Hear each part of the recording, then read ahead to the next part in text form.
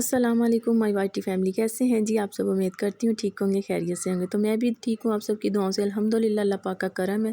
तो माशाल्लाह जी दोपहर का व्लॉग स्टार्ट हो गया। दोपहर में जी मैंने खाना वगैरह बनाना था, तो आज मैं बना रही थी आलू चिकन का सालन।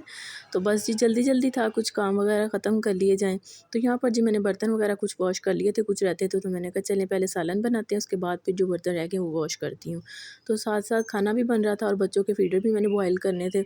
और यहाँ देखें माशाल्लाह जी हमारा चिकन अच्छे से भुनाई हो रही है चिकन की। तो बस जी ये देखिए बच्चे आने वाले थे स्कूल से, मुझे था कि जल्दी से खाना रेडी हो जाए तो बच्चे भी आके जी खाना खा लें। बस जी इधर साथ साथ हफ्सा का फ़ीडर भी तैयार हो गया था।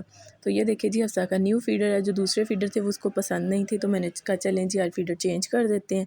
तो फ़ीडर बना के दे दिया था। इधर माशाल्लाह बच्चे आ गए स्कूल से, खाना वगैरह खाया तो अब ट्यूशन के लिए जा रहे थे।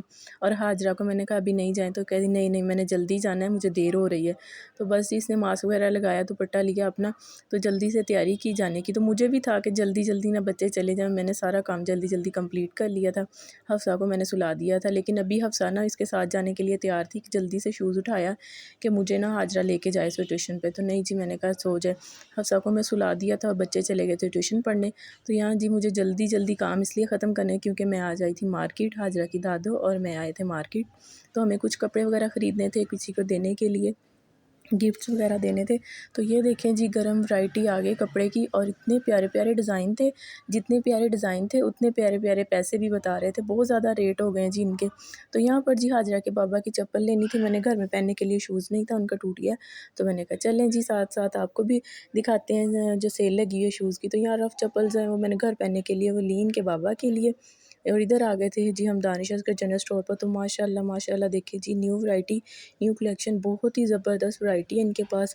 और जी 1 मिनट में जी अगर प्लान बने कहीं शादी पे जाने का तो कोई टेंशन नहीं, आप इधर आएँ, आके यहाँ से शॉपिंग करें तो बहुत ही मुनासिब रेट पे आपको मिलेंगे।